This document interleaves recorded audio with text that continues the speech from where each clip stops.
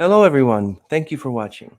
We have a very special guest here, the very first live on stage in person interview with my friend Mark Patton from high school.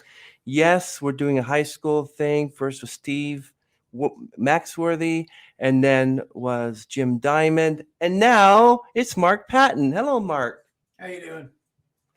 So Mark not only is from my high school, but he drove an hour all the way from Barrie, Ontario to do this interview. And I'm so happy to see him. And it's so good that we're able to communicate.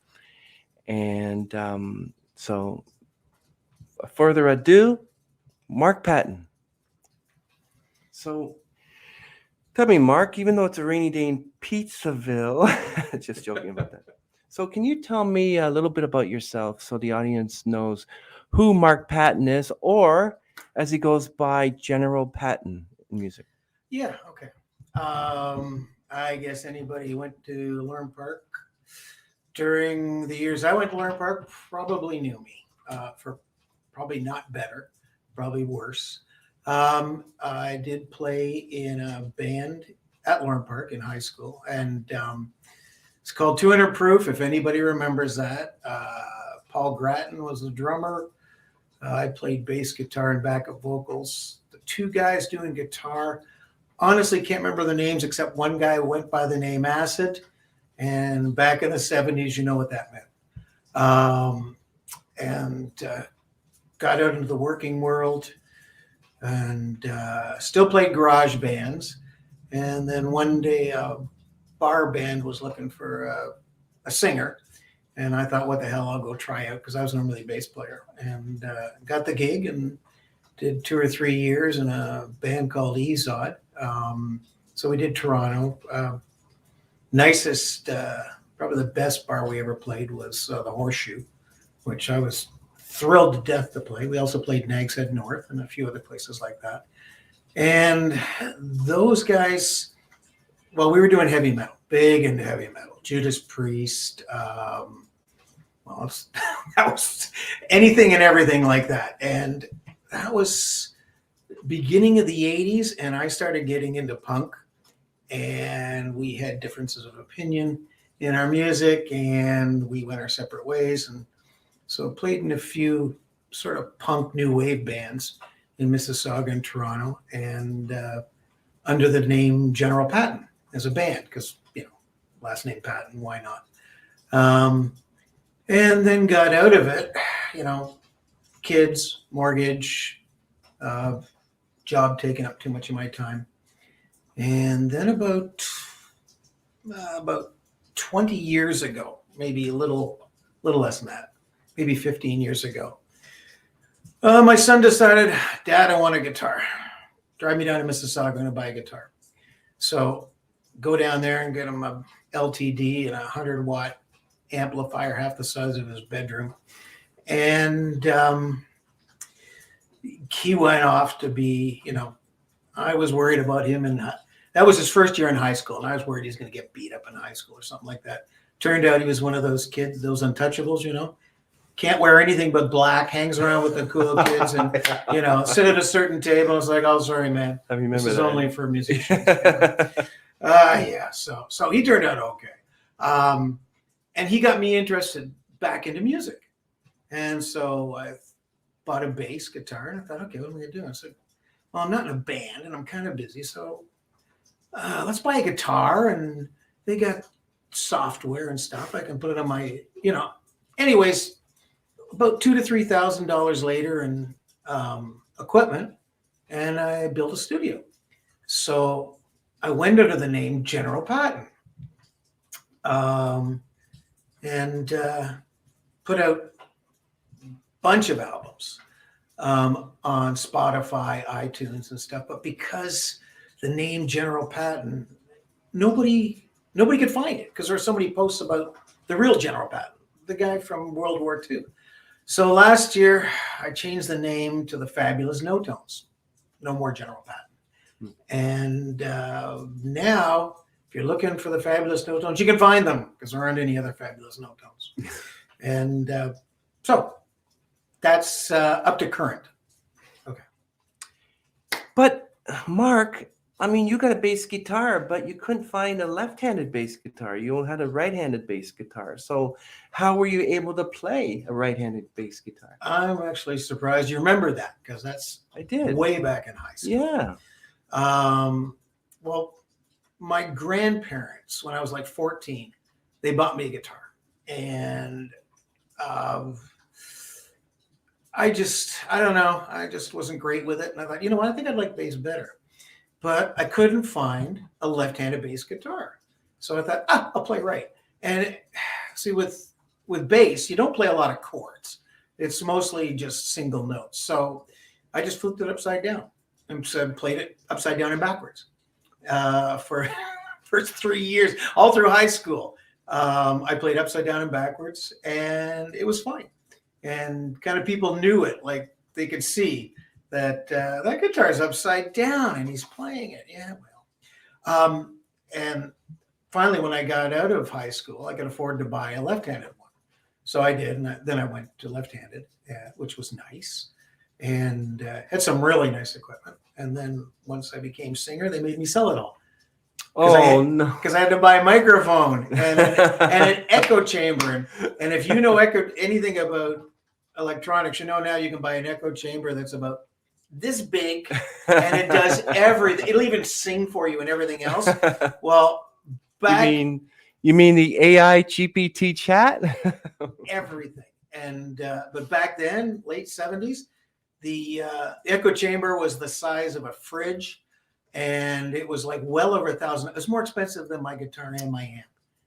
And so I hadn't played a bass from then on up until about 15 years ago when I bought my first bass again. Oh, wow. So it was easy to learn, though. I mean, it's bass, right? And then was that a Martin or a Taylor you got, or was it a Stratocaster? I can't remember what. Oh, the bass? Yeah, the bass. It was a Vantage, which is a Vantage. 1986 Japanese Vantage, which I was lucky to find. I remember those. They're rare. Yeah. Really rare. Wow. And a left-hander. And I found it used on Kijiji. Wow, that's amazing. As soon as I saw it, I couldn't get in my truck amazing. fast enough and go down and get it. It was like, I need that guitar. Vantage. And wow. And I didn't even haggle about the price. I just said, yeah, saw the price. There it is. Boom, boom. There you go. Took it home, and it is a great guitar. You know, nothing special about it, but just a really nice sound. Has a sound a lot like a Fender Precision bass. It's just got that nice sound, and it wasn't expensive. So, well, that's not too bad. Back in those days, I mean, if you got it today, the Vantage probably would have be exorbitantly pricey, probably. Yeah. Well, remember, I only bought it 15 years ago, too. Yeah. So the price. So it was, but the people who sold it to me, I don't think they knew really what it was worth. I mean, my goodness. Yeah, wow. I'm sure I paid half for what it was worth, but that's okay. I'm happy. Yeah. Yeah. And it's left-handed. Well, Rich Chambers, if you're out there, contact this guy because he knows how to play it upside down. Well, Jimi Hendrix. Oh, Jimi Hendrix. Well, you can't contact Jimi Hendrix. Yeah, no, that's true. No, but wow, so with 200 Proof. I remember that group, but I remember there was a group actually at the high school, and I remember attending. Of course, I remember attending high school, but I remember when I was attending like White Oaks and Hillcrest. I remember I had siblings actually attending Lorne Park, and we went there to a concert that was put on. And I can't remember this group, but do you remember this group? I don't know if it was you, 200 Proof, or somebody else who played Jeremiah Was a Bullfrog, and they played it for all the school concerts. Yeah, no, Do you remember that group? It was the other. There were two main groups when I was in grade 12 and 13. One was ours, and the other one, that was the other group. And they played a lot of Van Halen as well. And Steve Ray was the bass player for that group. And Steve Ray was probably the best bass player in Lorne Park. He also played for the high school stage band too. The guy was incredible, and he still plays today because he's on my Facebook. I remember Steve Ray. Yeah, That's right, because I was thinking Steve Ray. I was like Stevie Ray Vaughan. You know, so yeah, no. But, wow. yeah, he was. I mean, he was really good back in high school, sh- so you oh can my imagine God. how good he is now. Yeah, I can imagine. Really good. But the funny thing was that their band was technically better than we were, but I think we played more popular songs, so we got louder claps.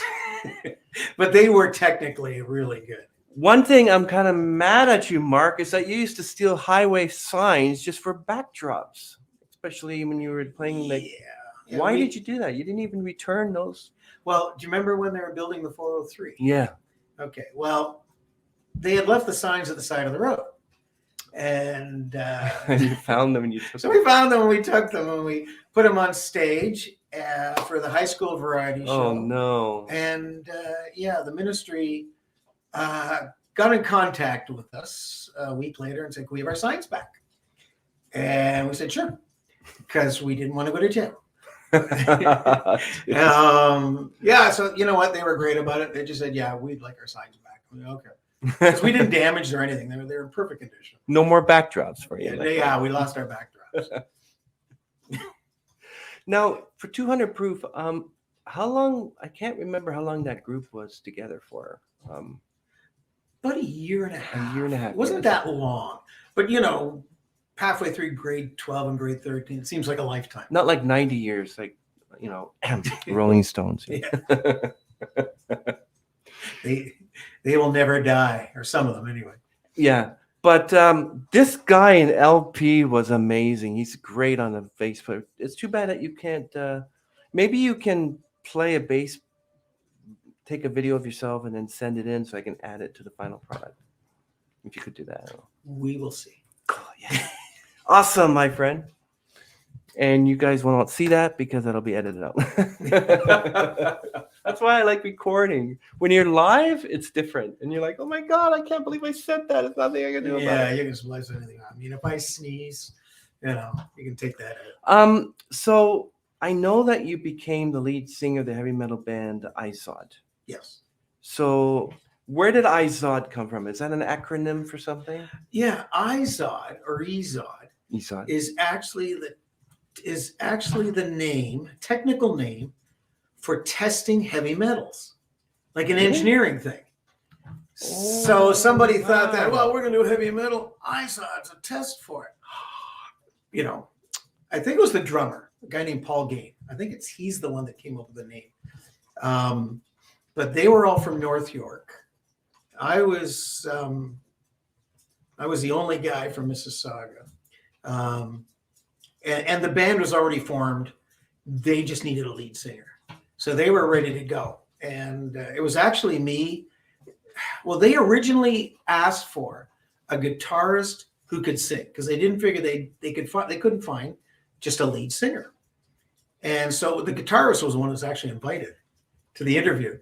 And I was, oh, come on, just the hell of it. And he goes, okay, sure. And I ended up getting the job and he didn't. Wow. I felt guilty as hell. That's impressive. And I said, well, you know, I said to the guys, well, I don't know if I can do this because, you know, it was his interview. And they said, okay, fine. You don't want it. We'll get somebody else. And I said, no, I want it. So, and it was a lot of fun. It was an ego trip, you know, when you're 20 years old and you're, you know, lead singer in a band in Toronto. It was an ego trip. We, you know, we backed up Gatto. And so we got to hang out with those guys. Got to hang out with Frankie Venom from Teenage Head. Like, it's amazing. That was cool. For back in those days, that was, and when you're 20, 21, 22, it's like, wow, living the dream. You're living the dream, my friend. Even though I'm working full time too. You know, working in an office. Yes, this guy, man, he's amazing. I'll tell you one thing. He's amazing. If there's anybody that I'd rather do a live in-person interview with, would be this guy. It's good since I'm the only one so far. Of course. One of many. But I really appreciate, Mark, that you're here. Also, so we have 200 proof, then we have IZOD, which is an engineering term. I'm so glad that you didn't name your band Engineer. That would be so kind of weird. Mm, Ladies and gentlemen, Engineer. yeah. You know, I don't think so. Yeah. So when you sold your mic and your echo unit, did you literally cry yourself to sleep? I remember that. Actually, when I sold that okay, there's a different story. Okay. I kept all that stuff and my PA. So I had built up a full-size bar PA, everything. My wife made me sell it. Oh no. She goes, it was sitting in the garage. It was sitting in the garage. We just built a house, put it in the garage, sat in the garage for 2 or 3 years. And then my wife said, the kids are starting to grow up, like they're 2, 3 years old. And the wife said, we got to videotape this. Sell your equipment so we can buy a video. Because back in those days, a video camera was like $1,200. And it was, well, you know, it's like almost as big as the ones you see they use for TV. And so I agreed. Wow. It was a good decision. It hurt, selling a PA. And you're like, there goes my music. Bye. Oh, But no. we have videos of the kids from like 2 years old up to like 6, 7 years old. Oh, that's cool. So it was worth it, but it was still heartbreaking. Kids are worthy. Put kids above music, everyone. Yeah, you Don't hit me. remember that. Tell my kids, remember that I sold my PA for you. I know people who write songs for experiences, and he could write a song called I Sold My Equipment, Not the Kids. Oh, shit. You got me thinking. I actually have 2 tunes that I don't have any words for yet. Yeah? One of those might work. That's awesome. No, how about call it the ex-wife? No more. I don't know. Sorry. Yeah. I don't mean to do that. I'm kind of interesting. So you went to play at the Horseshoe. Now, what about the Nagshead North? And why only the Horseshoe and the Nags? Which one did you like better? Which venue did you like better? Oh, the Horseshoe. Just the because Horseshoe? the fact that it was like it's one of next to back in those days, next to the El Macombo. It was the most popular, the biggest bar you could play. It wasn't physically big. I remember that. But Yeah. big bands played the Horseshoe. So when we got asked, it was our manager said, "Hey, guess what you're playing next week? Where? The Horseshoe." Like, the Horseshoe! Holy crap! I gotta phone all my friends. And they had a fabulous PA. The Horseshoe. That's the main thing. Just kidding. Don't worry, he'll edit that out. I'm leaving that one in. The Horseshoe.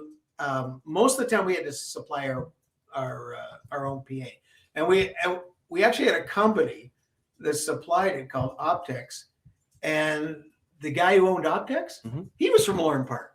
Really? Yeah, Banning. I can't remember. Was Dave Banning? Ian? That's Dave cool. Banning. Yeah. Wow. Dave Banning. He was from Lauren Park, and he used to be a roadie for Triumph, and we'd walk by to school, and the big bright yellow Triumph truck would be in his driveway. Yes, I know several who were in Lauren Park. That Susie O'Neill and JD Fortune, who now used to front In Excess. Okay. And also Mark and Jim Diamond and Steve Maxworthy. And by the time There's lots more. Yes. Lots more people, but it's finding them, yeah, it was. Anyway, so we run about the Horseshoe. That most places you had to supply your own PA, including Nagshead North. Yeah, you had to get that too. Was that an accident? You're lucky to get free pizza. Pizza. By the time you divvied up the money and paid for the PA and the lights, it's like, got room, $10 for pizza, guys, and that's it. But the Horseshoe, they supplied the pizza, and they supplied the PA, and it was a Bose PA, but it was old style. So you had the big bins, the mids, the highs, but it was all Bose, and the sound, it was incredible. I thought there's that point where you think, oh my God, we're rock stars. Yeah, well, or you think you are. That was the point.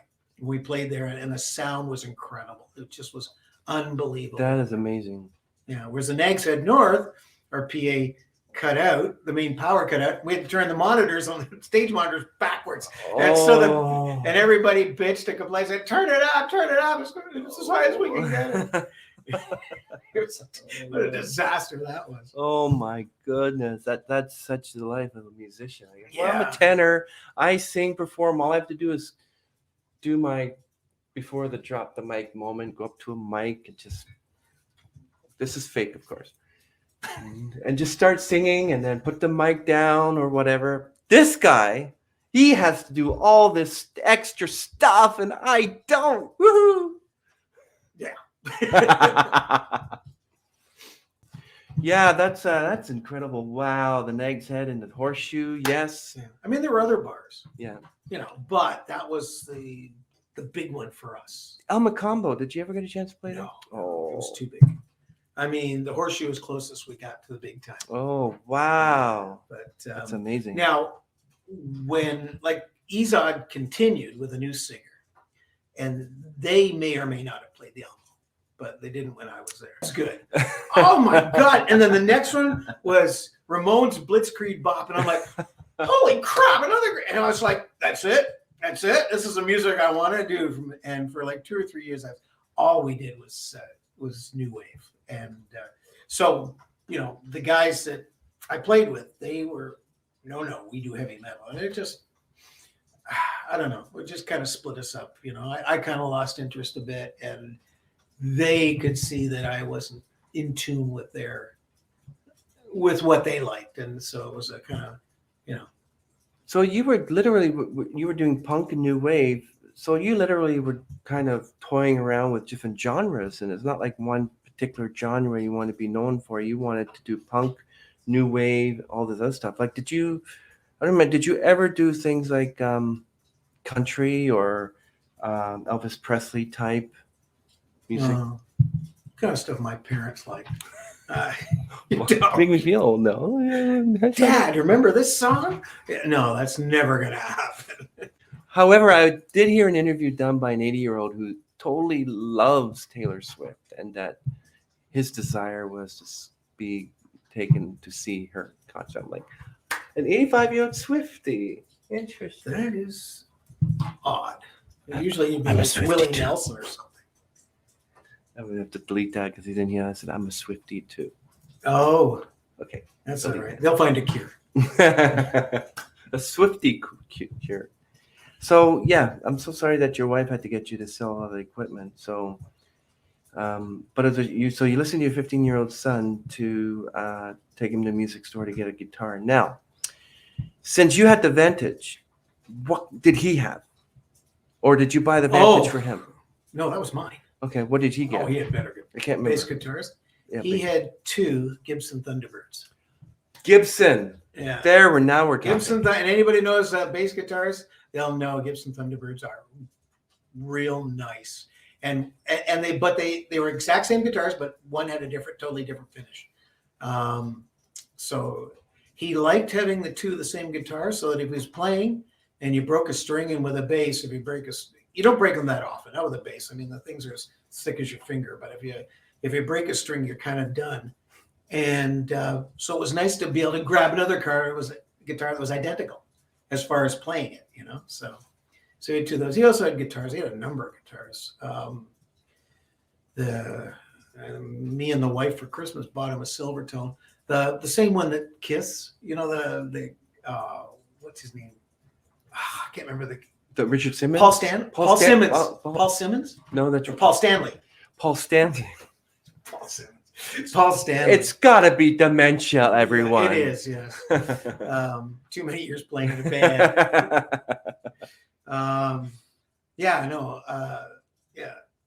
Paul Stanley. He had a Silvertone, this very famous Paul Stanley, and so we got him one of those, and it was a nice guitar. But he's had so many guitars, and he ended up taking music at college. And so now he plays guitar, he plays bass guitar, plays keyboards, sort of plays drums. I don't know if he's got a kit or not. He learned violin. So quite a few instruments. Anyways, much better musician than I am. Violin? Yeah. Wow. But he's a much, much better musician than me. But he's got a young family, and he's got a job. I don't know if he's officially an archaeologist, but he works for a large company where there's certain places in Ontario now where if you're digging for subdivision stuff like that, you have to go through and see if there's any artifacts first. Wow. And so that's what he does.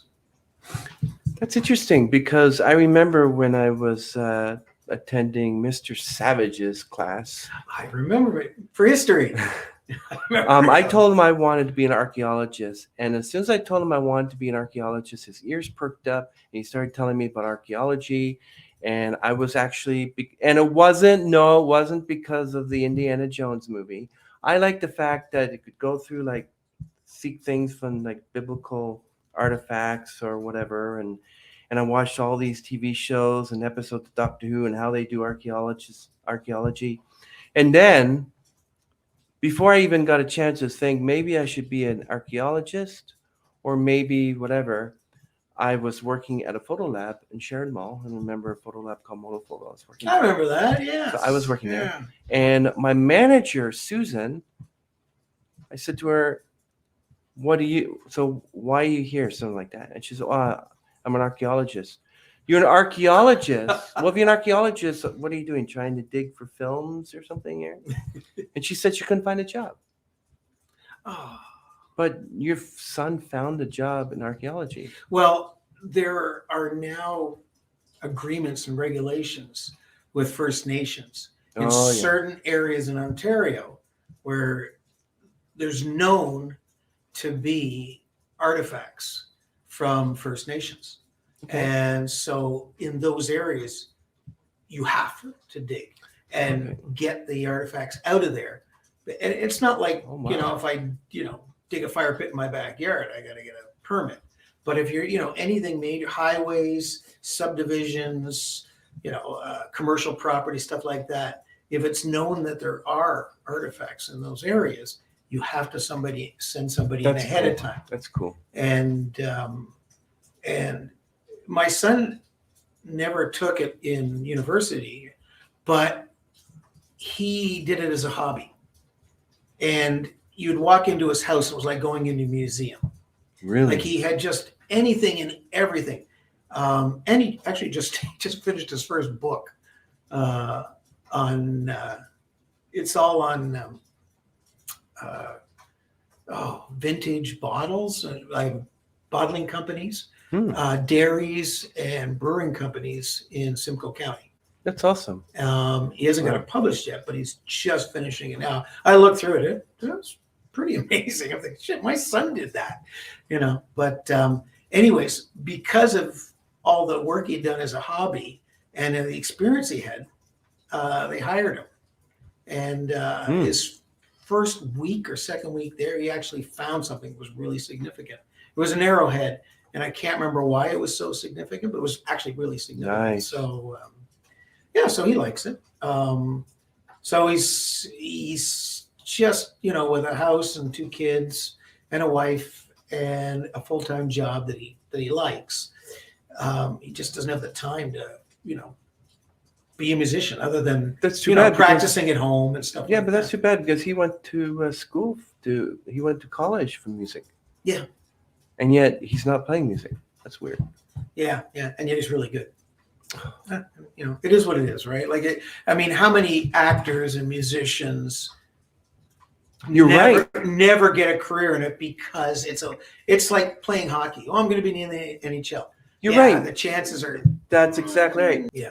Well, my son still, experiments with music and stuff, and he's got the software you can do recording and stuff. But it's, with everything else going on, it's more in the background. So, so it's just the way I didn't do anything for like 15 years when that was going on. Same thing, house, mortgage, wife, kids. Yeah, did nothing. So sorry about that. So, do you have your favorite album? Well, they're all gone now.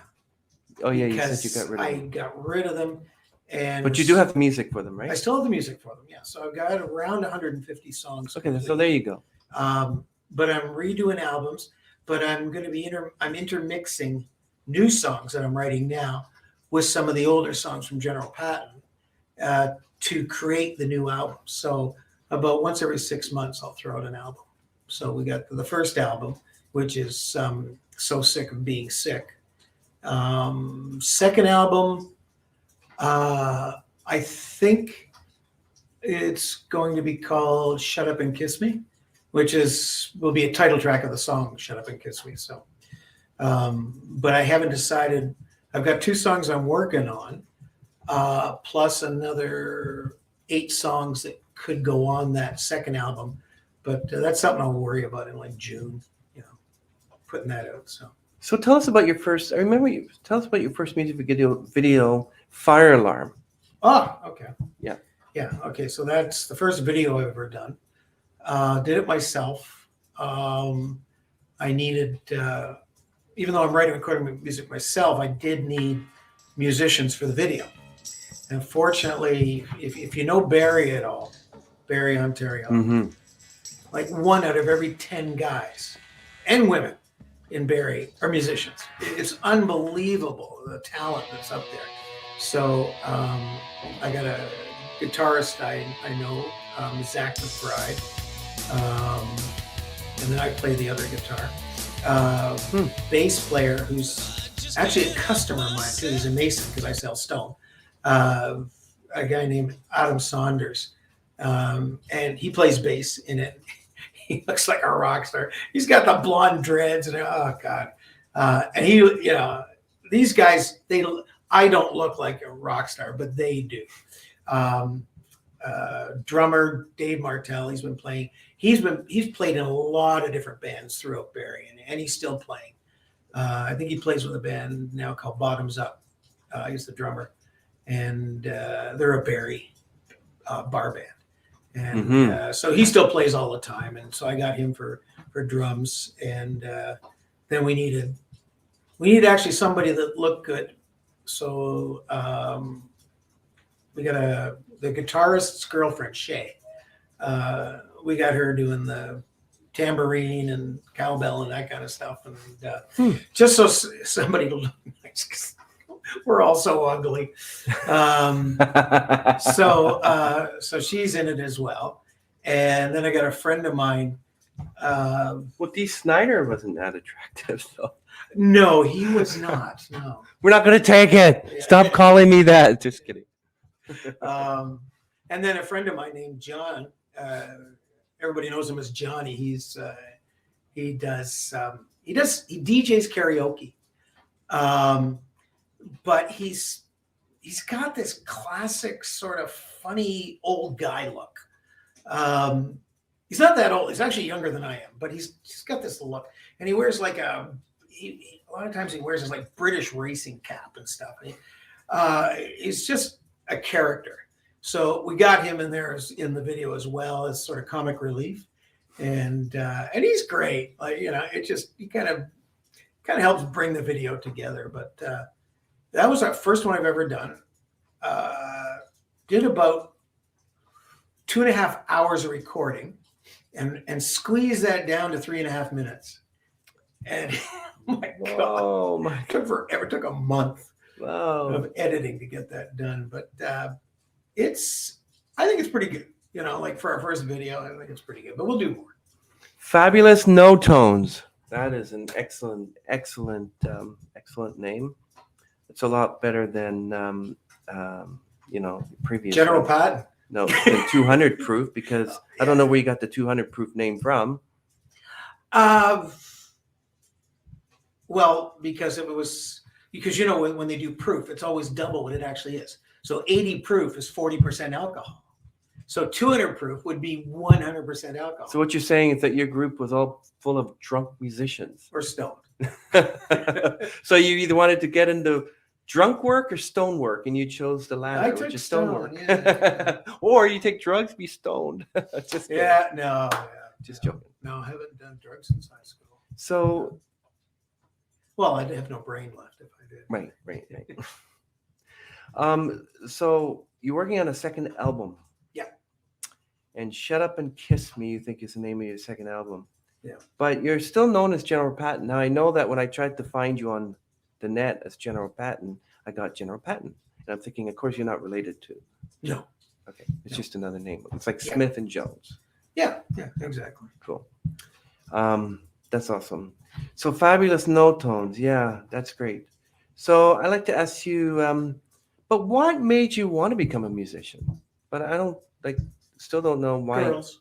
Oh, the girls. Girls. Oh, when you're like right. 13, Right. 14, it's like I'm short, I'm 5'5", and I'm no male model. So when you're a kid and you're 13 or 14, it's like, how do I get a girlfriend? And then the funny thing is I actually watched part of Steve Maxworthy's interview, and he goes, the Beatles. And he's like, oh, we wanted to be the Beatles. When I was a kid, it was the Monkees. Yeah. And it's like, I want to be the fifth monkey and ride around in that cool GTO Monkey Mobile. And I was just, at 13 or 14, that's me. That's what I want to do. And I had to wait till I was 14 before my parents even let me grow my hair. It was like 13, I want to be part of the Monkees, but I still got a brush cut because my dad won't let me grow it. Yeah. Finally, at 14, he goes, you want to grow it? Fine. I'm never going to cut it again. So I didn't get it cut till I was in grade 9. That's amazing. Wow. So now you're a musician. You work for companies. Stone. Give the name of the company. Stones. Everyone, it'll be linked on there if you look it up. So you work for Stones company, not the Rolling Stones. Everyone. No, obviously, just Stones. Stone. Okay. And guess what we sell? Stone. There we go. Can you tell me what interests do you have outside of music and besides like hobbies and music, like besides Stones? Well, actually, the funny thing is, sort of relates to music. I sing karaoke almost once a week. Really? Yeah, I know it's karaoke. Oh my god. Well, I want to start performing again, but if I needed just to go out there and perform, like not I want to say a quick fix because a lot of people, it's going to be like a mob of karaoke artists out there saying it's a music too. I would literally stand in a karaoke bar and just sing my favorite 3, 4. Oh, that's another thing. My co-host asks usually, "What's your go-to karaoke song?" Mine, The Cult. She Sells Sanctuary. Oh, you know it? No. It's so good. If you heard it, you go, "Oh, that song." You know what you can do? You can when you edit this, you can fire the first 10 seconds of the song into it and then you'll say, "I remember it." I remember that. Yeah. So that, or any Cult I can do. Foreigner, Loverboy. Yeah, Loverboy. Oasis, I can do Oasis pretty good. Really? Yeah. So nice. it's mostly rock. There's one friend of mine, a girl at karaoke, who keeps talking me into doing some country music. So I've done 2 country songs. I don't know. Yep. Twisted my arm. I'm going to tell you what my cut. Oh, I'm sorry, everyone.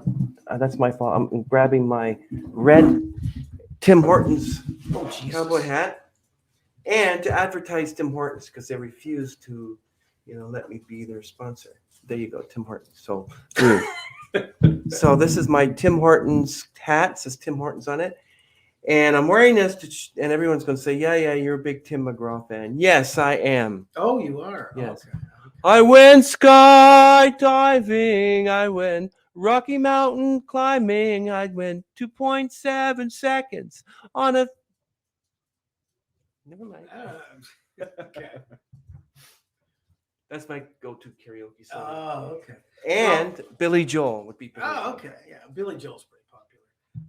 The one thing about the secret to karaoke, even if you're not that good a singer, make sure you sing a song people like.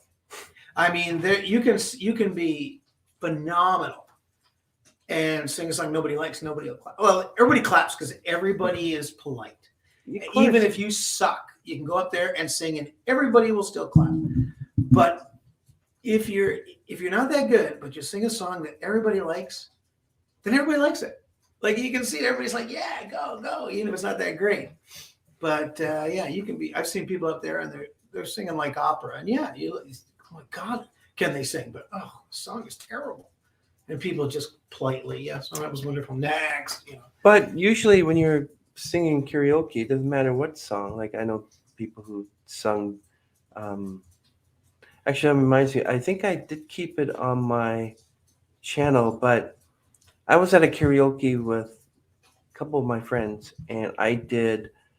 Well, I do a lot of Billy Joel, but Mhm.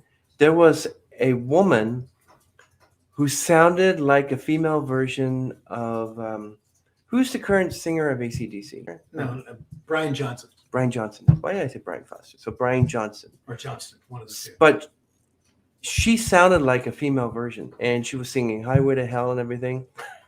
And in the distance, believe it or not, was an elderly couple celebrating their 60th wedding anniversary, slow dancing to "Highway to Hell."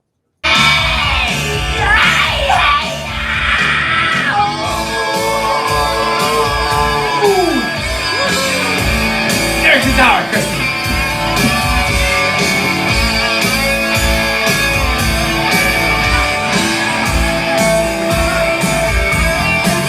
I'm on the highway to hell. Huh?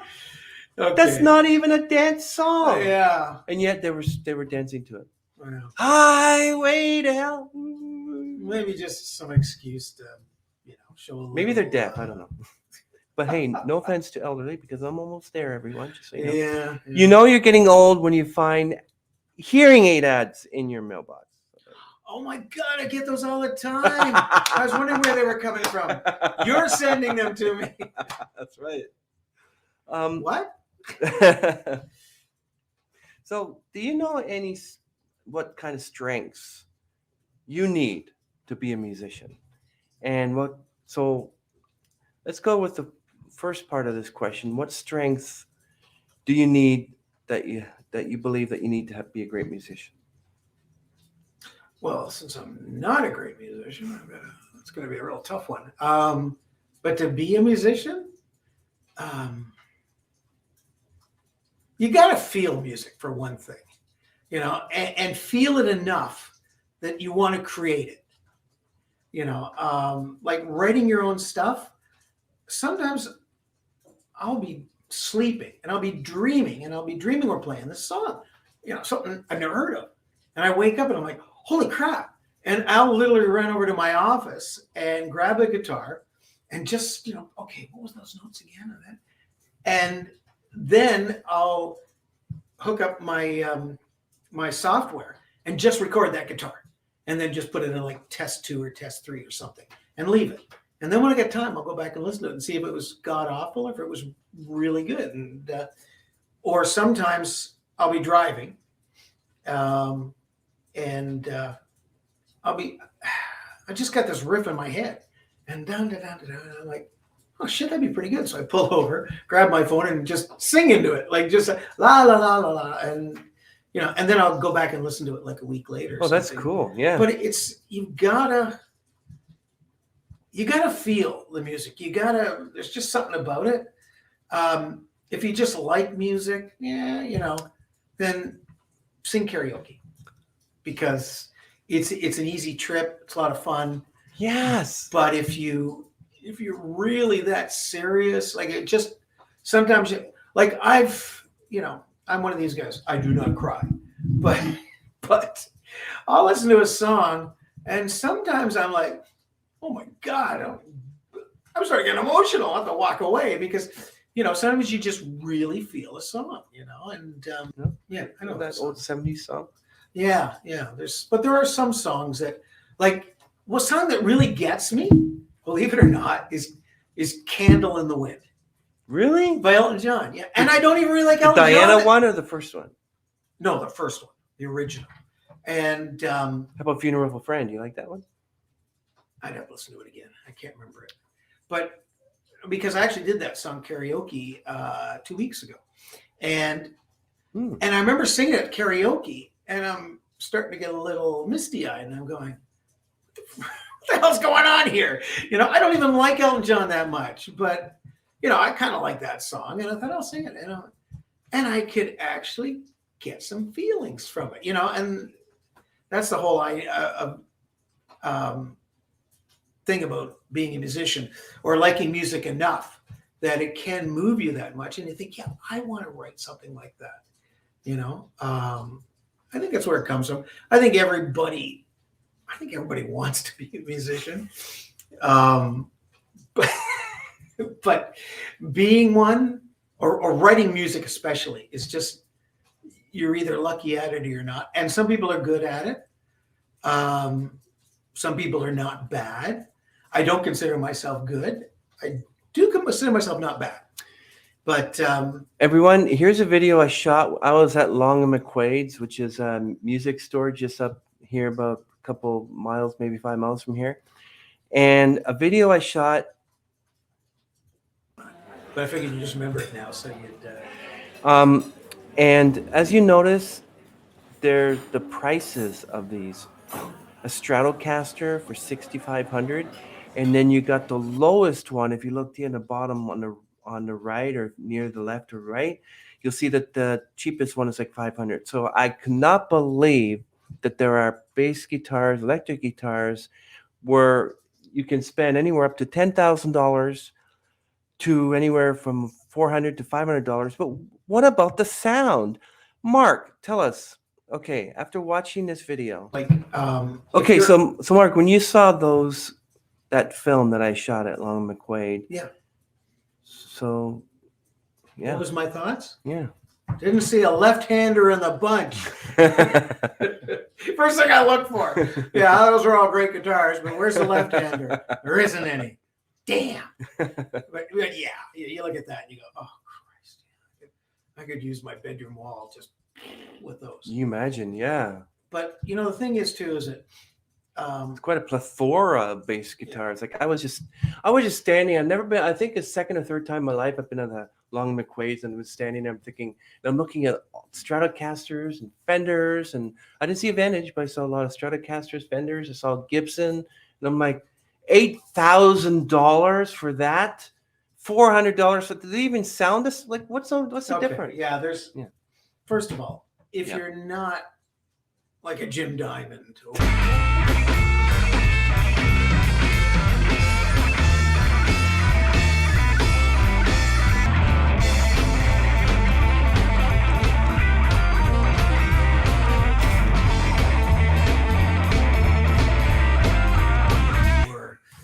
One of those guys, it's a guitar snob.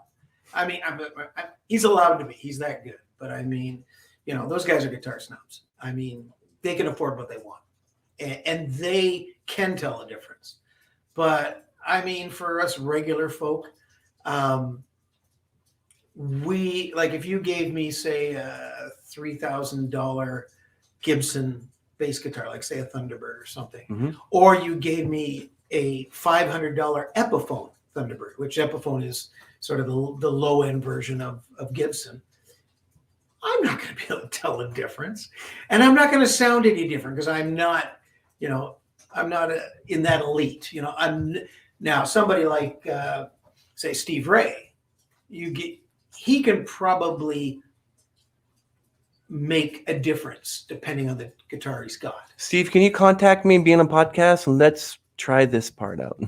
Actually, he should. In fact, I tell you what, I'll send him a little thingy. I'll say, hey, I was just on a podcast, and Steve Maxwell was just on a podcast, and Jim Diamond was on a podcast. Yeah, you're next. Yeah, that's right. Yeah, I'm sure. And anybody in Barrie is a musician can. I'm sure he's local. I'm sure he's fairly close to here. And he does it for a living. I'm sure he does it for a living. I mean, but he's the kind of guy though that okay, yeah, it's worth spending the extra money for the expensive guitar. Same with Jim Diamond. But the other problem is that somebody like you and me may not even be able to tell a difference from them playing it. Like a blind taste test, for instance. But he can. Like Right. if like he'll play a guitar, a cheap one, like say $1,500, and then he might play a $5,000 guitar, and he'll say, "Oh yeah, see, hear the difference?" And I'll be like, "What? Oh my What was goodness! that?" You got to have a trained ear for that. Yeah, but if you're in the studio, remember, in the studio, you hear everything, every little mistake, every little nuance of anything. Wow. So in that case, if you're going to be in a studio, you might as well have the best guitar you can afford, because in those circumstances, yeah, that $5,000 guitar, it might really come in handy, So That's interesting. I might actually show a picture, but you've seen pictures where the rock musician is playing this bass guitar and it's got like 6 necks on it. Like, what is that? So what do you think of those guitars with musicians who have like 6 necks on them? Like, how the heck? Yeah, that's just for show. Like literally just for show. The only time. Oh, you don't actually can play them. Oh yeah, you can play them, but they're awkward. But it's just for show. It's like.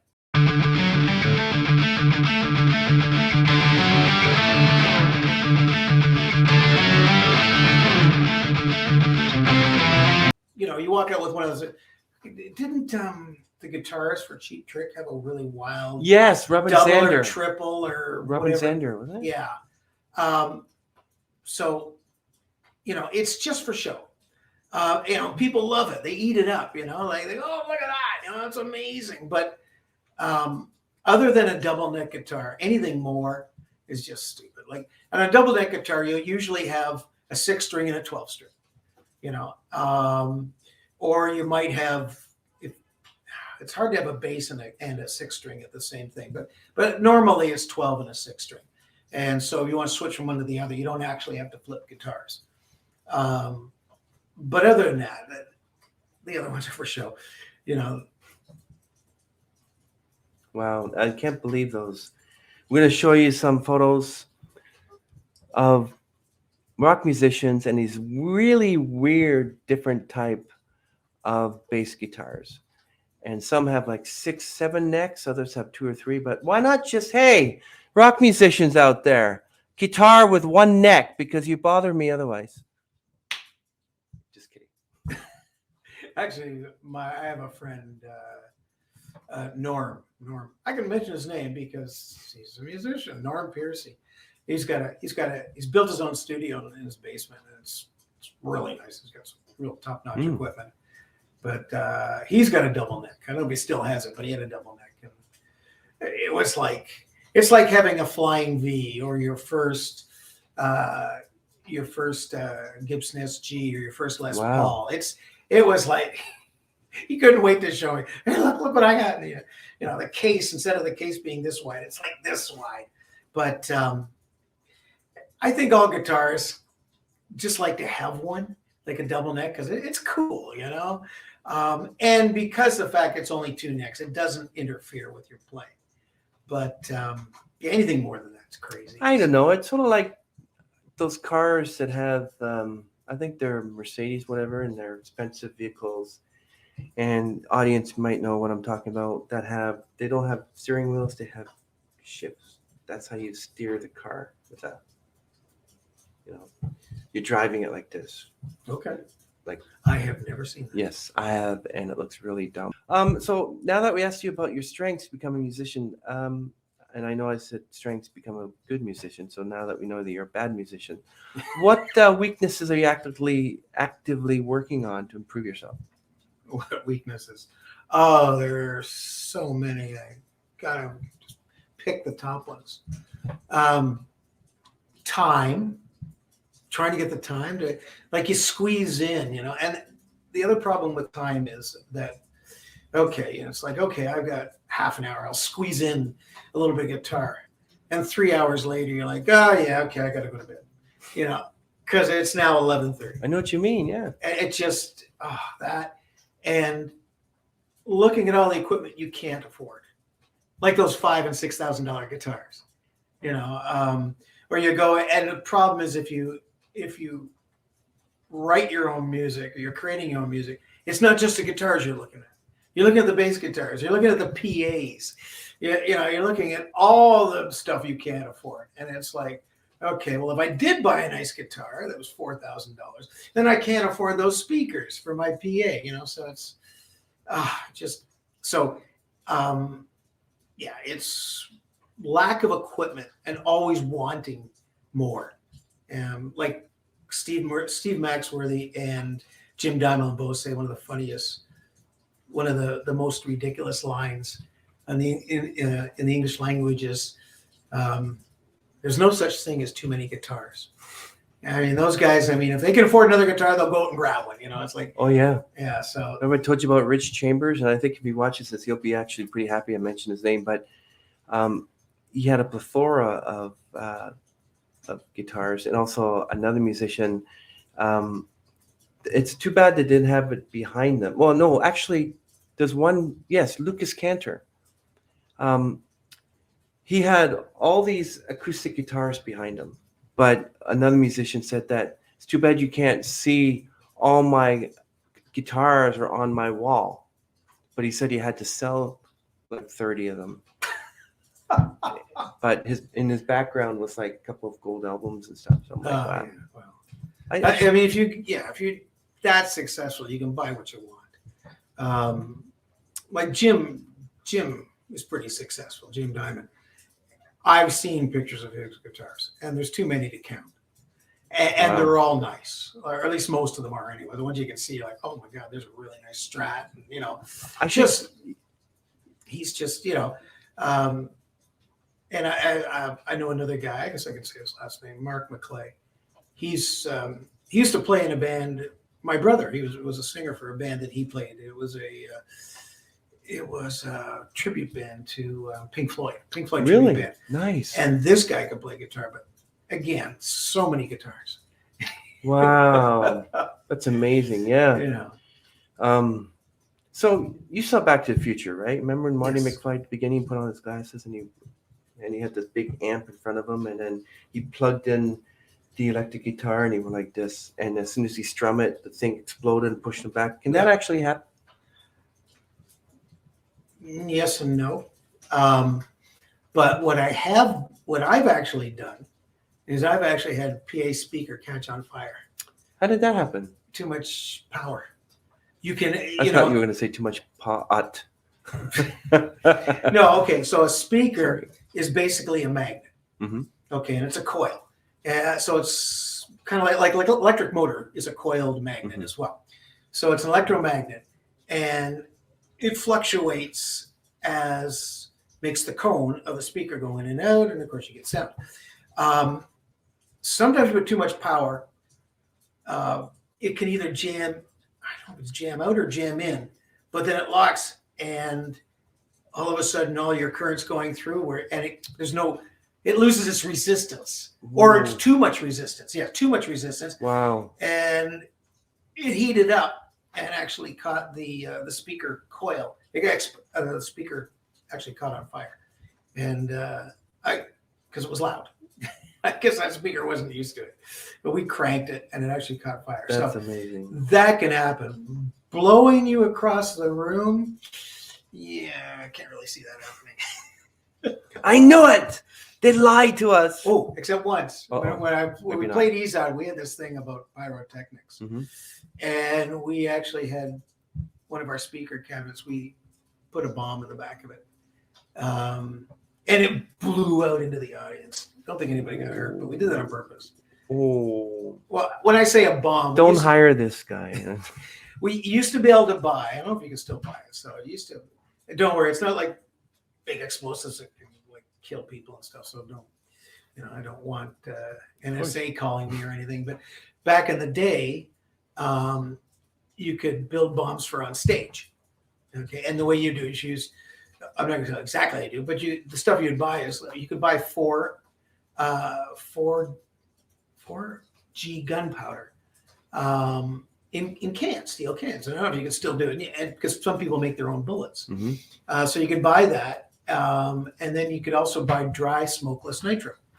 Oh yeah. And it was a powder, and you could mix the two, and then you'd use to set it off. You'd use yeah. magnesium powder, and then it just set it off electrically.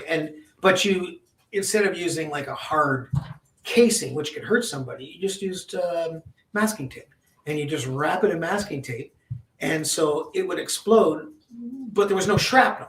It was just masking tape. So you could put a bomb inside the speaker, and the speaker would the whole front would kind of blow off. Oh. But there'd be no shrapnel. I got hurt twice. We used to, when I was IZOD as well, I used to put a bomb on my chest. And we used to, for the last song for the set, for the night, we'd play AC/DC TNT. And so I built one of those bombs, but small, not enough to kill you unless you're holding your hand and blow your fingers off. But other than that, and I built this thing called my chest pack, and it was aluminum sheet, about that thick. Well, the aluminum was about that thick, and it had padding on the back, and it had a thing that hung around my neck. And then we put the bomb on, but then we put paper towel rolls, the empty ones, cut them in half, spray paint them red so they would look like 4 sticks of dynamite. Oh. And then we'd have the electrical wire running out to the light board. Wow. But the drummer would stand up at the very end, at the end of the song, and he'd hold this big TNT box, the old-fashioned, with the plunger, and it said TNT. And so he'd stand up there, and I'd stand up there, and then so what I would do is I'd stand there, and then when I gave the signal, I would do this, and I put my head back. When I put head back, it would make the chest pack stick out a bit, so it wouldn't hit my face or anything. And then he would go down on the plunger to make it look like he was setting it off. But they had a light board with a switch, and it would go off. And it was an amazing effect, absolutely amazing. I don't think they allow that today. Do they? Probably not. No, this was late 70s, early 80s. Yeah. But the one time we were playing in near Savo Beach, and this last thing, and I looked down at the oh no, sorry, it wasn't. It was the Brampton Hotel, and I looked down just to check, and they set it off. When I was looking down at it, I saw my whole lips blew up. Oh my goodness gracious! Yeah, wow. And the second time, somebody talked us into it, said, "Hey man, I got this shirt. Can you wear it and blow it up, and then give it back to me?" And we thought, okay, sure, why not? So we did. The thing was made of some sort of flammable material, just went right up. And I had to go to the hospital. I had 2nd-degree burns on my neck and stuff. So well, I guess my next question I'm not going to ask. So why are you so passionate about music? That why? It was still fun. Well, it lasted, yeah. So the chest pack, after the second time I got hurt, the chest pack went, and we built a bazooka instead. And we put the bomb in the bazooka, and it was even better. Like, nobody got hurt, but you'd sit there, and the guy would flick the switch, and the flames would come out of both ends about 10 feet. So as long as nobody was looking in the back or the front of it, and you're on stage, so you're above everybody anyway. Wow. And you'd fire it off, and it would make the windows in the bar shake. And the flames would come out, and people just loved it. They're like, oh, that is the best thing. Back then, but you won't do it now, right? No. Okay, good. So now that I can ask you about your music, why you feel so passionate, I want to have to ask you next one is, what's your least favorite part about being a musician? Nothing, when you can blow things up. So why are you so passionate about music, Mark? Why am I so passionate about it? Yeah. Because I like music so much. I shouldn't say that completely, because you'll also find that a lot of times musicians can be snobs, like music snobs. So it's like I don't listen to country. I'm not a country fan. I'll sing a few songs if somebody asks me to, but and I'm not a pop fan. All the new stuff, really, just not big into the new pop. I still like rock, and every type of rock going. But the music I do like, I really like, and so you hear music everywhere you go. I mean, you can't watch a movie without it half being music. or a soundtrack that is musical. And I don't know, I just couldn't live without music. It's just one of those things. And once you start writing it, you listen to it more. Do you remember in high school when a band would come and play in high school? And you'd see the musicians were all the guys standing at the front of the stage, checking out the equipment. I remember that. Yeah. Yeah, I'd be one of them. That was you, was it? Yeah. You didn't apologize for stepping on my foot. Yeah. Just kidding. That's great. Yeah. So, what do you think is your least favorite part about being a musician? The morning after. Okay. So when I was playing with IZOD, we didn't play every weekend, but at least 1 month, at least one weekend every month, and it'd always be a 3-night gig. So I worked in an office, so dragging myself into the office Friday morning after playing Thursday night, that's where I learned to drink coffee. Good for you. Seriously, that was my fix, and I had never drank coffee up until that point. And I can barely keep my eyes open, and it's like 9:30 in the morning. And somebody said, "Why don't you have a coffee?" And I'm like, "Okay, I'm going to try this coffee stuff." Sure enough, an hour later, like, "Oh, got more work for me? I'm ready to go." So yeah, the morning after is hard, Now you're gonna love to hear this part from this guy. Also, not about music, but he also hung around with some of the most famous people. Now we're going to ask you about. You ready? Yep. Your time with Dick Clark. What happened there? Oh, I had nothing to do with music. I had written a book called The Ugly Man's Guide to Picking Up Women. Got it published. That was about me, by the way. It was. How did you know? Secret. And so I did a bunch of radio interviews. And then all of a sudden I got a call saying, well, this show called The Other Half in Hollywood, they want you on their show. Wow. And I'm like, holy crap. When do I go? And so I flew out to LA, and limo picked me up, and the typical guy in the the tuxedo and my name on a cardboard, and wow, drove me. He actually drove me to it was a beach house. Got to stay at a beach house for 3 days at a place called Manhattan Beach, which is just up from you. Everybody's heard of Venice Beach. Mm-hmm. Yeah, it's about a mile or so north of Venice Beach, and then another limo came to pick me up the next day, and went to NBC Studios in Hollywood, and I got to meet Dick Clark. And wow. Danny Bonaducci. Danny Bonaducci from the Partridge Family. Ooh, Yeah. I like to hear And about Mario that. Lopez. And Mario Lopez from Saved by the Bell. Saved by the Bell, yeah. So what about Danny Bonaducci? Tell me about that tragic thing. He just... he's my favorite, actually. Yeah, he's really rough around the edges. Nice guy, though. Like... rough around the edges. He talked to me for about 30 seconds just before I went on, telling me no reason to be nervous, blah, blah, blah, blah, blah. And I don't think I was really nervous till he started telling me not to be nervous. Wow. Then I was like, oh, shit. I'm going to be on TV. I'm nervous. But all of them were great. Mario Lopez, great. Just a nice guy. Dick Clark, little story about Dick Clark. I like him. He's... before I even went on, we're at the green room. As anybody knows what a green room is, it's the room where you go on and they do your makeup or hair or whatever before you go on. It's where you wait to go on. And at that studio, they were in trailers in the parking lot. And so I'm standing there about to go out, and Dick Clark walks past me, and there's about 5 or 6 women.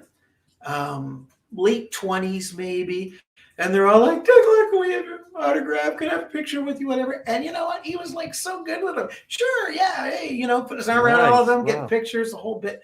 Great guy. So, anyways, but I didn't realize what a normal guy he is until there were 3 guests for that show. One was me, and one was 2 other people. One of the other guests was a woman who sold high-end shoes. Mhm. And so the other two guys, Danny and Mario, they were interviewing her. So Dick Clark was off.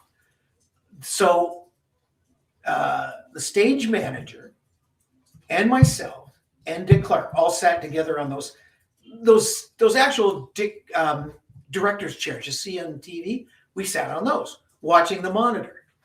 And so I'm sitting with Dick Clark, and I'm like, wow, this is great. So we're sitting there, and they show these pair of shoes, and they look like normal sandals. And like, this is almost 20 years ago. So dollar-wise, I'm telling you that because so Mario goes, well, how much are those? And she goes, those are $120. You got to think, that's 20 years ago for these average-looking sandals. And Dick Clark looks at that, looks at me, and goes, $120 for those? There's nothing to them. And I'm thinking, oh my God, my dad would have said the same thing. Yeah, pretty normal guy. So I got pictures with all of them. I mean, there's no way I'm leaving that studio without pictures with me and them. Check out these photos of Mark, and I think you have a picture here also of Danny Bonaducci as well. Yeah, all three of them, yeah. And more pictures of people that Mark had hung around with. But I'm sorry that the limo driver with the sign that says Mark Patton on it is not included. Just so you know. Yep. But yeah, Dick Clark. Wow, I used to like Dick Clark when he was like doing the Dick Clark's New Year's thing. Yeah, and up and until until he died, and then Danny Bonaducci. I like Danny Bonaducci, and he's probably a nice guy in real person. Yeah, he. I had mentioned to you earlier that when we took the limo to the studio, I passed 2 billboards with his picture on it because he had the most popular morning radio show in LA. And so he was a busy guy. You think about he's doing his radio show every morning, and yet the afternoon he's doing this show, the show that I'm on. I'm thinking, you are a busy guy. Yes. Oh yeah, Dick Clark. Also that book, The Ugly Man's Guide. Why did you write that, and how many sold, and were anybody? Oh, that's right, Prince Charles must have read it. That's it. Oh, I'm sure he must have remembered it. Didn't do him any good. So tell us about that book. And you said there's 2 more books you wrote too. 1 more book I wrote. You wrote 3 books, 2 books. Two books. Okay, so the first one. So, The Ugly Man's Guide to Picking Up Women. I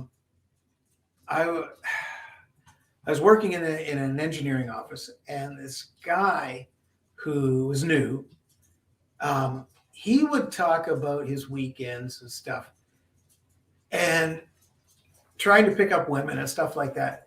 And all I could think about was, Chris, I could write a book and just say the opposite of everything he did, and it'd be a bestseller. And that's where I got the idea from. Every time he'd say, "Well, I did this," and I put a sticker on my car that says, "My other car is a Porsche." And I'm like, "Oh God!" And it's like, and his whole life was like that, And I'm thinking, this guy's great. He's just a wealth of information. So I used him to write the book. I didn't tell him I was writing the book using him. That's interesting, Mike. You remember that Seinfeld? I don't know if you Seinfeld. Did you ever? Yeah, I've watched every episode. Okay, so remember the Seinfeld episode where George said he'd do the complete opposite, and then he was in a bar. Excuse me, I couldn't help but notice that you were looking in my direction. Oh yes, I was. You just ordered the same exact lunch as me. My name is George. I'm unemployed and I live with my parents. I'm Victoria. Hi. Yes. And there's a blonde-haired girl just looking at him like this, and he goes, "Hi, I'm George, and I live with my parents." And she goes, "Hi, I'm Victoria." Remember that one? Yes, I remember that episode. Yeah. And he great. got a better job or something as well because Yeah. he said it.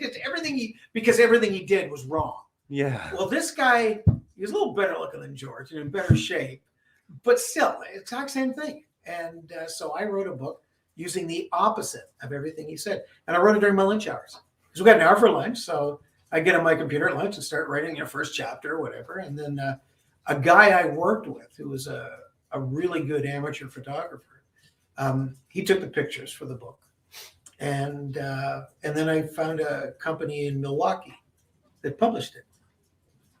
So was it Milwaukee? Nice. I think it was Minneapolis or Milwaukee, one of those two. Might have been Minneapolis. And back in those days, it wasn't too hard to find a publisher, because That's cool. print media was still alive back then.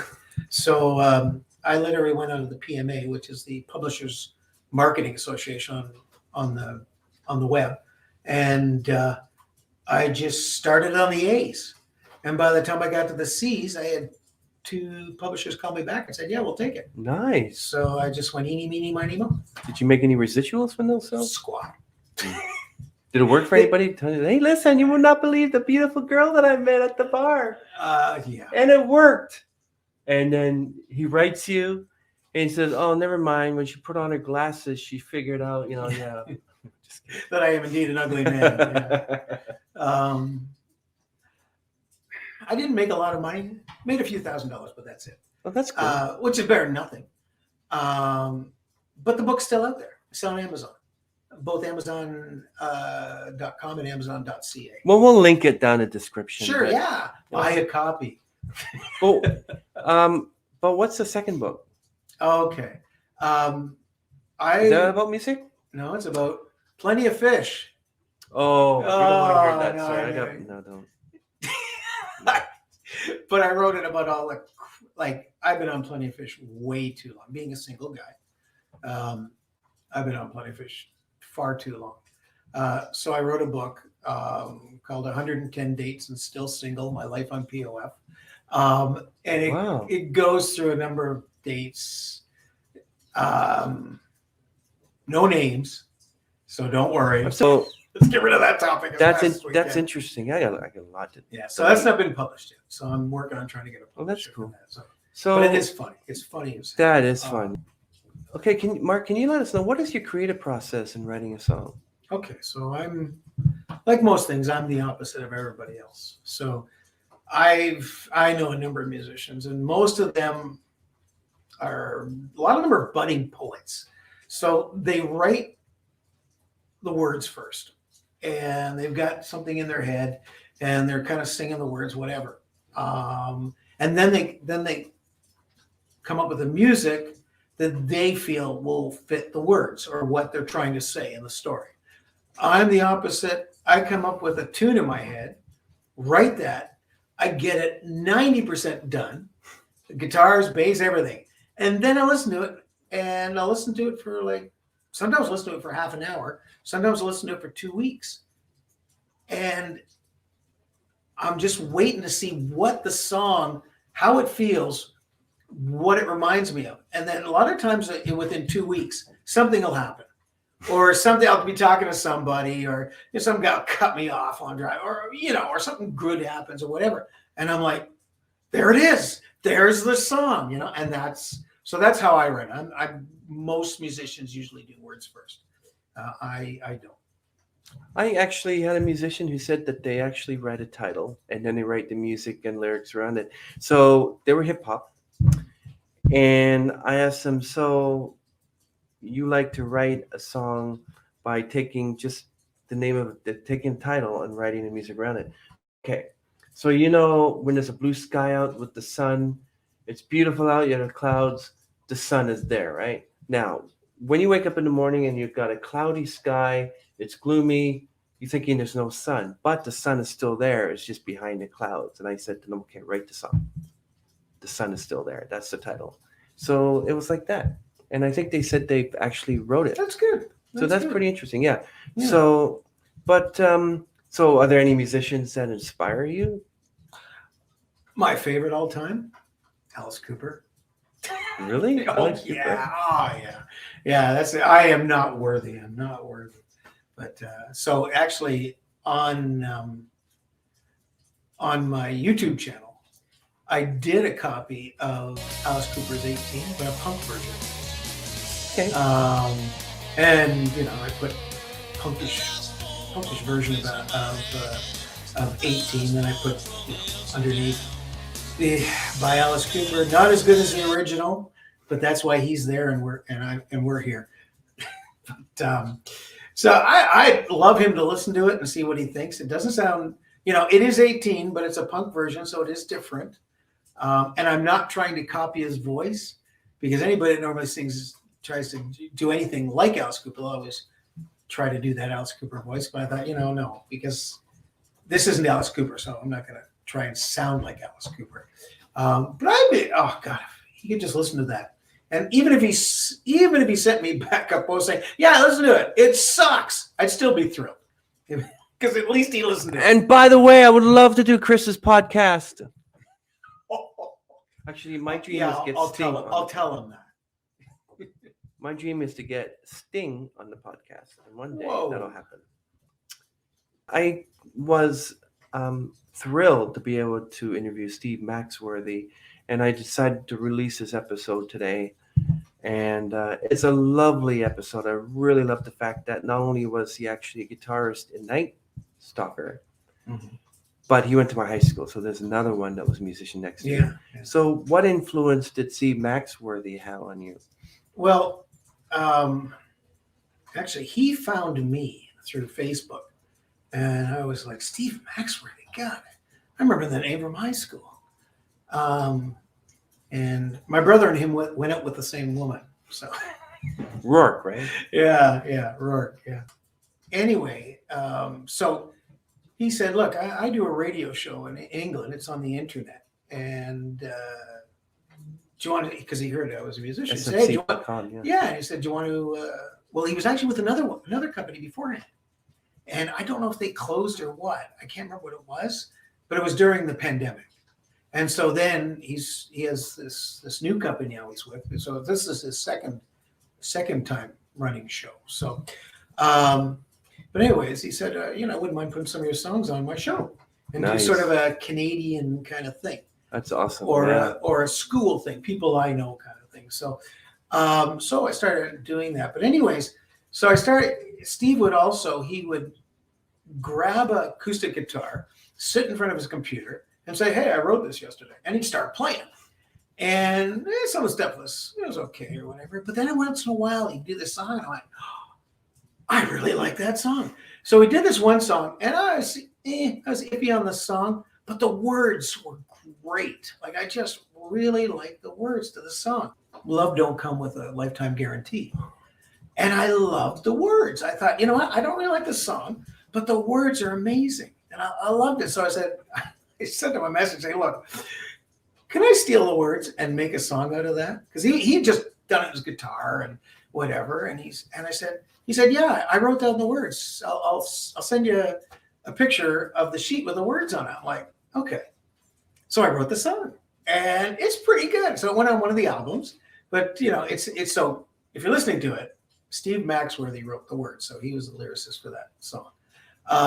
And then about maybe a year later, he wrote another song called 50 Miles Away. But I not only liked the words, but I liked the music. So I went back on the internet again. I said, look, Steve, I said, I like that song and I like the words too. But he said, you've done sort of an acoustic version. Can I make a hard rock version of it? Nice. And he said, sure. So I did that. And that went on another album, that song.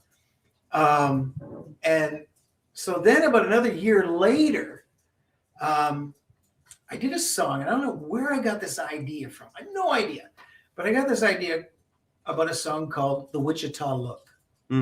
And the whole premise of the song is that when you think of the capital of Wichita is in Kansas, right? Yeah. So when a lot of people think that the capital city of Kansas is Kansas City, and it's not. It's Wichita. And so the whole song is about the guy, and he's come to Wichita and keeps thinking he's in Kansas City because isn't this Kansas City? So that's and everybody gives him the Wichita look, which is like that's sort of if I had a knife in my hand, so I kind of made up this idea for it. So after finishing the song, I thought, why don't I do a whole album on stuff about the United States? So I did about I did 12 songs for the album, and 8 of them are about the United States. So one song's called "Moving Down I-75," which is the main highway to Florida for most Canadians. Did another one called "Born in LA," something like that. Did a couple of others, and then Steve said he messaged me and said, "Hey, I got a song for your album," and he said, "I got this song called 'Welcome to America,'" and he played it, and I thought, "Shit, that's pretty good." So I said, "Okay, mind if I steal that one as well and make a rock song out of it and put it into my album?" And he goes, "Well, yeah, sure. That's kind of what I did." Nice. So he gave me that song too. So that song was totally written by Steve Maxwell. I just rewrote it, but basically it's his song. So that's amazing. Yeah, Steve is pretty good. Yeah. So 3 songs are Steve's. One of them is totally Steve's, 100%. The other one's like 75%, and then one is just the lyrics. But still, it's kind of funny that he just has a habit. He, like, at least once a week, he'll get in front of his computer. He goes, "Yeah, I wrote this yesterday." Blah blah blah blah. He goes, "Well, I wrote this 3 years ago, but I've never played it." It's like this, or "This is about my old band member, my old singer." Blah blah blah blah. That's amazing. Yeah. And yeah, it's okay, But then once in a while, like every once in a while, like I try and listen to most of them, but once in a while I hear one and go, "Shit, oh, I like that," I want to make a song out of that, So anyway, so yeah. Wow, yeah, that's quite a lot of adventures for musicians and things to go through. It's like amazing. Now I do the same thing with Jim Diamond if I could, but he's too good. I mean, you can't take one of his songs and make it any better. You'd fail miserably. So, because Jim's just too good at it. Yeah, I actually mentioned about one of the singers, Dusty Hill, I think it was, from ZZ Top, who passed away. I said that he looked like Dusty Hill, and he was like, "Oh yeah, even the beard." With a beard, yeah. But they have that guitar. I don't know if you've seen. You've got legs. Oh, she's got legs. Oh, where they spin it? Spinning. Yeah. Like, what is that? Oh, it's just that a special thing that hooks on and it's just a pivot hook to thing. Oh, they couldn't do it in real life because they usually got a cord.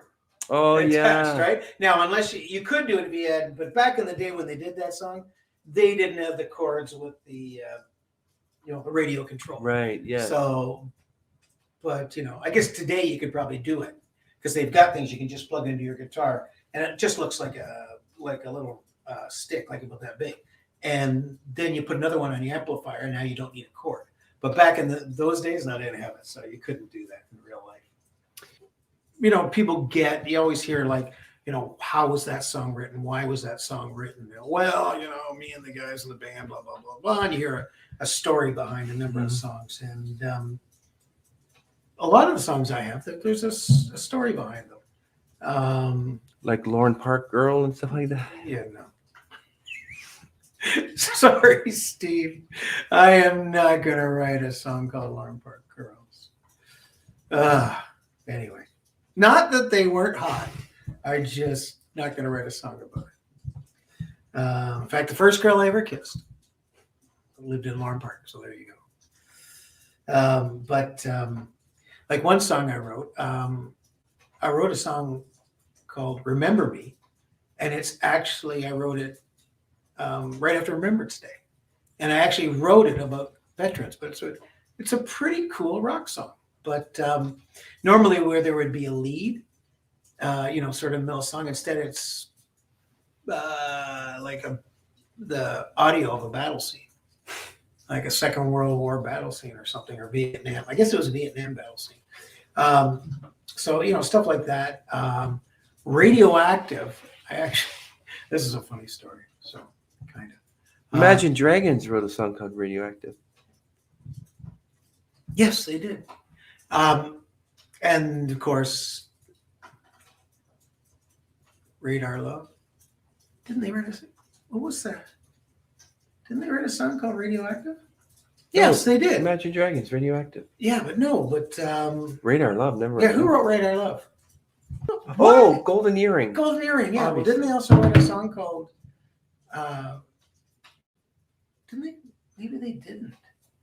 Which one? To the. What was the other? What was the big hit they had like 20 years later? Twilight Zone? Yes, Twilight Zone. Okay, Yeah. maybe it wasn't. So anyway, so I wrote this song called Radioactive. But I got the idea, and this is a funny story. So I'd been divorced for about a year, I guess. Mm. And I'm in Walmart, and I'm walking down one of the main aisles, and I see my ex-wife looking at some stuff. I can't remember what jeans I think it was, like a thing, whatever.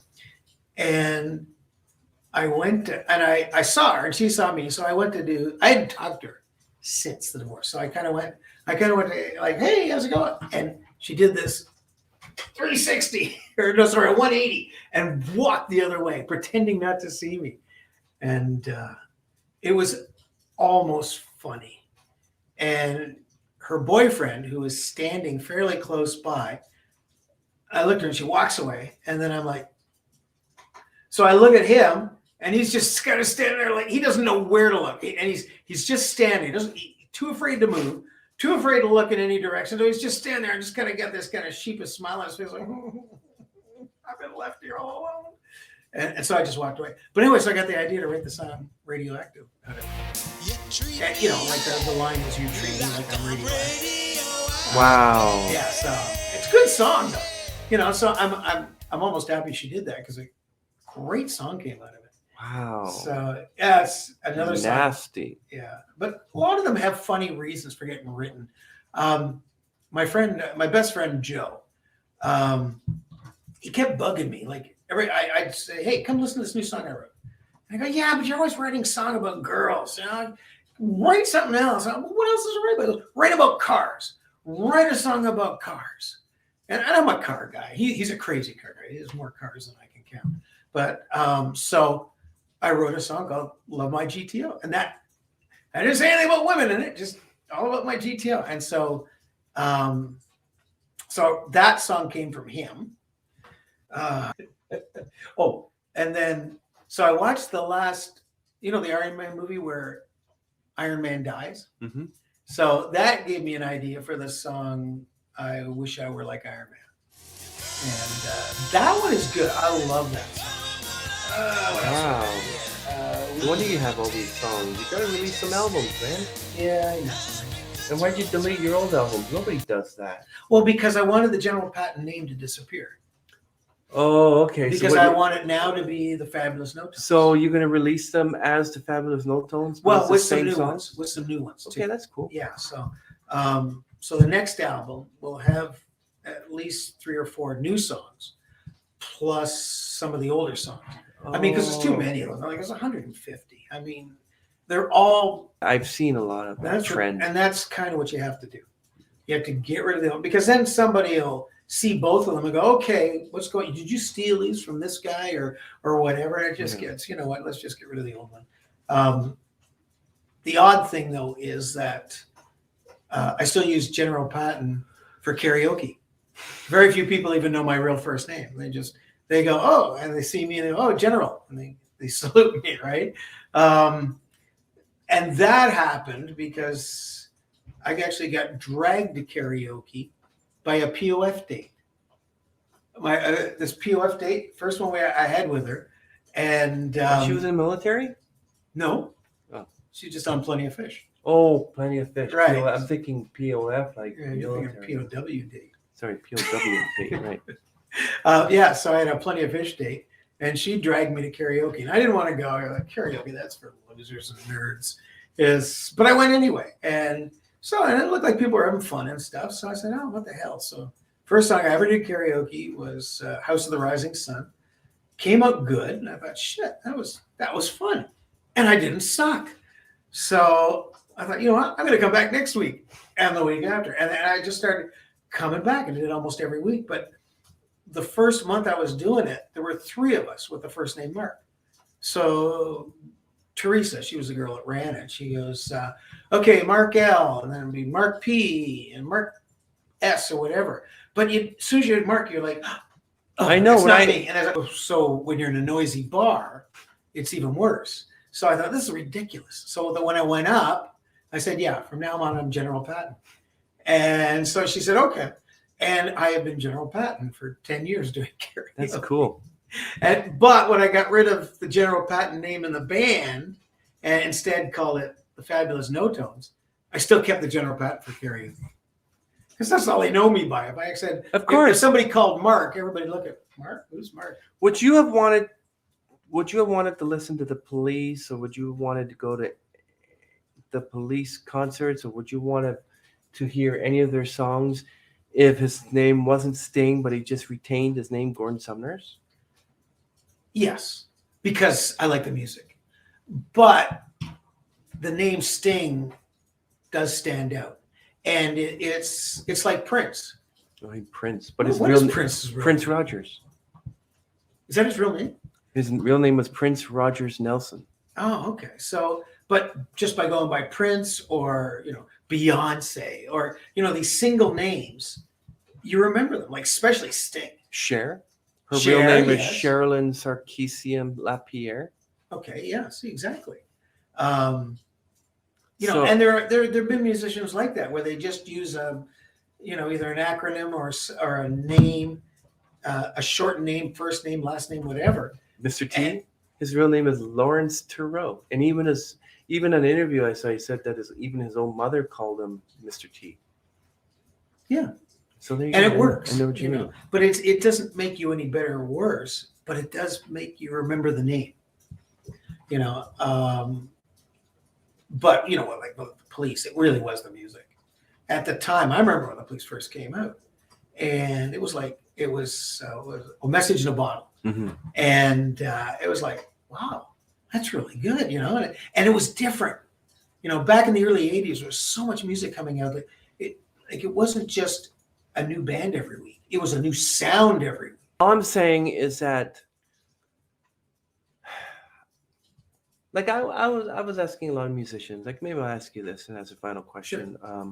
Is there a retirement age for musicians? Like, No. is there a time when It's only if you can't do what you did when you were younger. Like for instance, if you're now singers, doesn't matter how old you are, as long as you can walk, as long as you got some stage presence, but as long as you can sing, or if you're a guitarist, you don't have to be, Eddie Van Halen.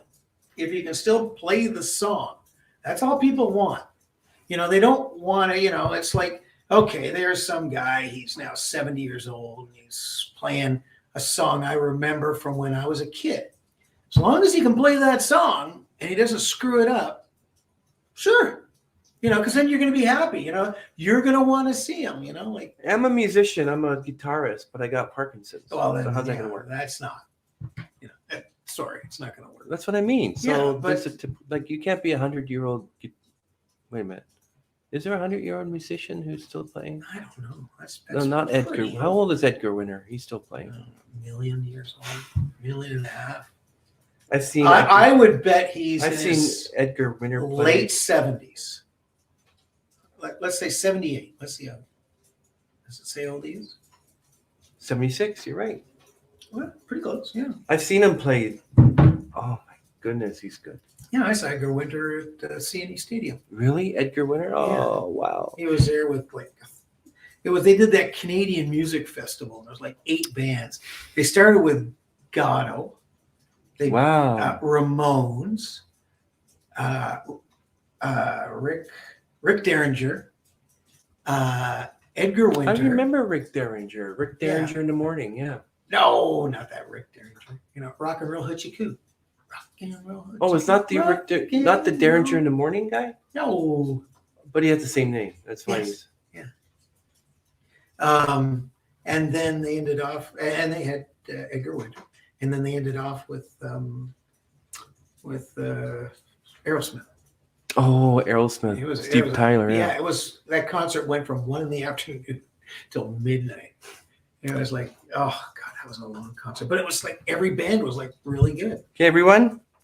In the comments, I want you to write your favorite band and answer this question. Do you think there is a retirement age for musicians? Is there a time when they should just, okay, that's it, and they drop the mic and that's it? Yeah, that could be interesting. See, another band, if you talk about that, Alice Cooper. He's still going big time. Of course, he's not like 80 or something. He's probably still in the, isn't he 60 something? No, he's in his, I'll bet you he's about 73, 72, 73. See how close I am. 74. 74. Let's see how close I am. 75. 75. Oh my God. Well, my friend, we're losing a light, so we're going to end this. Okay. I look better now. Less light. I'm starting to look better and better. Thank you, everyone, for joining us on the live stream tonight with Mark Patton, who used to be called General Patton, who is now called the Golden Loose Tunes. What was it? The Looney Tunes? Fabulous No Tone. Fabulous No Tunes. No, Fabulous Looney Tunes. And we're going to link Ugly Man's book, Defining Women. Ugly Man's Guide to Picking Up Women. The ugliest people who pick up women. I've read it. It works. And just joking. So we'll put everything in it. So thank you, everyone, for joining us, and have a wonderful time. Stream is ending.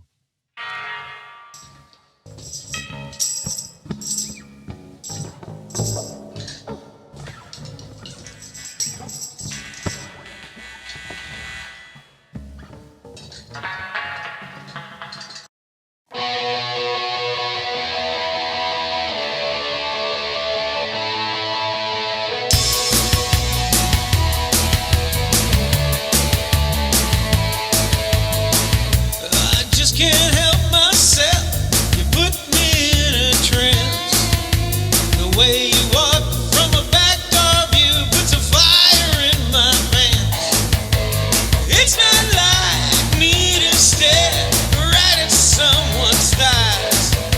But when you came around that corner, you're like ice cream to my eyes. This is how it's said.